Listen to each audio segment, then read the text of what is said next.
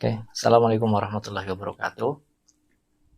Oke, kali ini eh, kita akan mereview beberapa hal terkait buku yang mungkin akan membuat teman-teman nanti tertarik untuk memilikinya. Yang jelas saya memiliki ketertarikan untuk membahas buku ini karena ada beberapa hal yang saya kira masih sangat relevan untuk dibahas pada kesempatan uh, di kemudian hari untuk bersama-sama kita pelajari.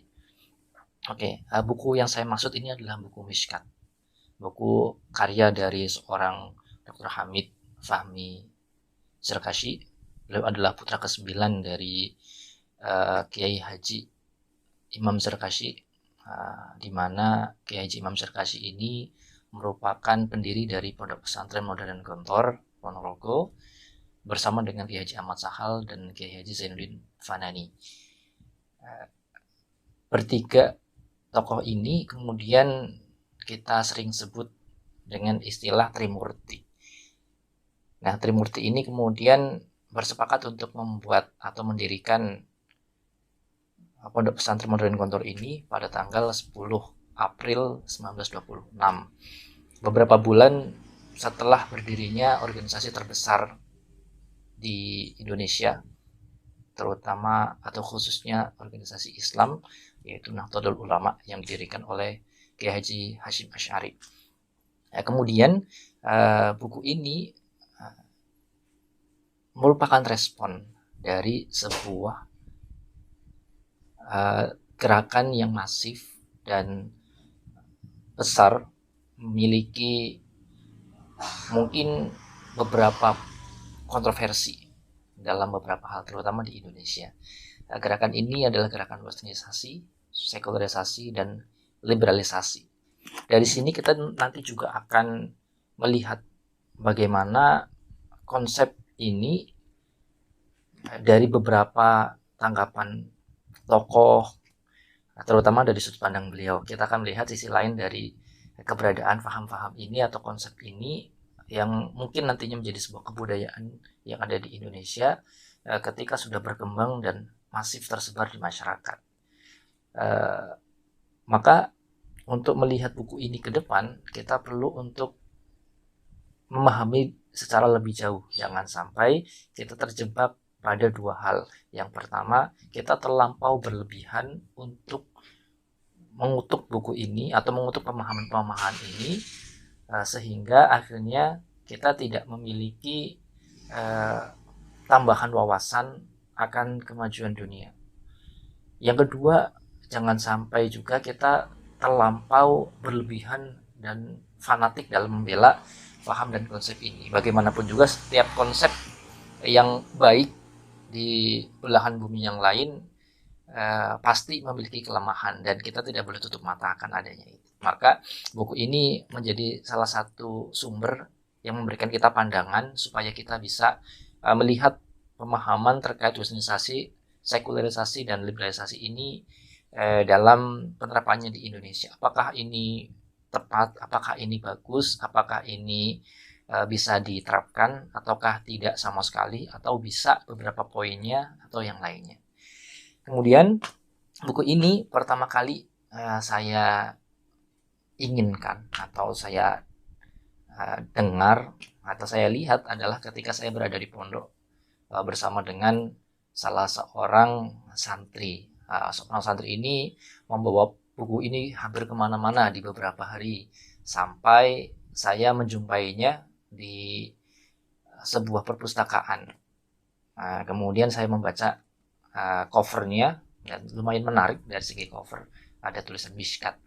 Kemudian saya agak sedikit penasaran sampai akhirnya seorang santri teman saya ini berpromo, melakukan promosi atas buku ini. Jadilah saya lebih tertarik dan ingin membelinya. Dan beberapa tahun kemudian, agak jauh ya memang, saya memberanikan diri untuk berburu beberapa bazar karena di Jogja beberapa kali diadakan bazar, terutama buku-buku Islamiyah, dulu namanya Islamic Book Fair yang dilakukan di Gor UNY. Nah, alhamdulillah dari beberapa buku yang saya buru, salah satunya adalah Mishkat ini dan berhasil dipilih. Tapi ternyata akhirnya itu tidak bisa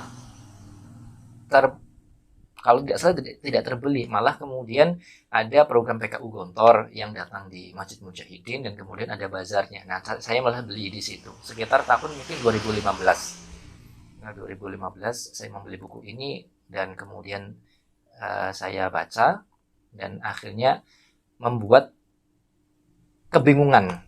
Nah, dari kebingungan inilah sampai akhirnya bisa dicerna. Dan untuk memahami buku ini tidak sekali baca langsung bisa memahami. Tentu ada beberapa cara untuk memahaminya dan perlu beberapa waktu, bahkan bertahun-tahun untuk saya bisa memahami buku ini. Mungkin sebagian besar, kalau seluruhnya barangkali perlu untuk diskusi langsung dengan penulisnya, yaitu Dr. Hamid Fahmi Zarkashi. Oke, dari sini juga penting untuk memahami permasalahan-permasalahan ini, saya kira sangat relevan untuk bisa dibahas, dan kontennya ini adalah membaca, jadi nanti akan lebih diutamakan berinteraksi dengan buku, namun sekali juga akan menatap layar mungkin. Nah, terutama bagi teman-teman yang ingin membeli buku ini atau membaca buku ini, perlu sekali untuk mungkin memahami beberapa tips yang saya alami sendiri, yang terutama pada bab pertama, yaitu jangan sampai mindset kita itu bisa memahami hanya dengan sekali baca, hindarkan pemahaman itu. Yang kedua adalah teruskan membaca sampai menemukan titik menarik dan kemudian lanjutkan terus. Jangan sampai terdistract atau mudah terdistract dengan aktivitas lain. Kalau kita sudah menemukan titik menarik membaca itu, biasanya kalau membaca sudah menarik tidak ingin berhenti. Nah, cobalah sampai menemukan titik itu dan kemudian lakukanlah mungkin selama beberapa jam, karena itu sangat membantu untuk memahami buku yang dibaca. Kemudian berikutnya adalah ketika ada kata sulit, jangan langsung searching, terus membaca saja sampai akhir, kemudian nanti lanjutkan saja sampai selesai. Kalau ada kebingungan, nanti bisa dilakukan atau ditandai dahulu dan akan dicari di kemudian hari barangkali.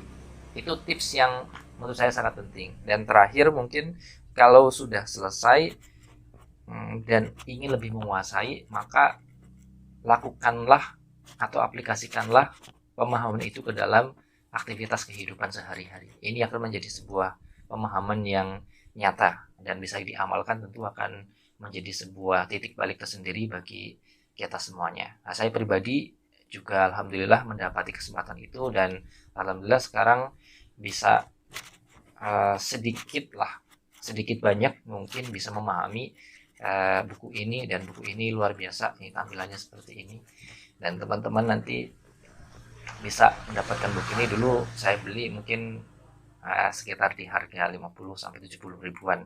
Ini buku yang sangat penting dan sangat bisa merubah mindset berpikir saya tentang Islam, tentang pemahaman dalam Islam, terutama bagaimana cara cendekiawan Muslim dalam melakukan perdebatan atau diskursus ilmiah, baik yang pro maupun yang kontra.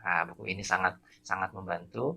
Silahkan bisa dimiliki dan dibaca, terutama bisa diamalkan. Sekian, semoga tertarik, dan nanti ke depan silahkan ditunggu konten-konten pembacaan dari buku ini. Sekian, assalamualaikum warahmatullahi wabarakatuh.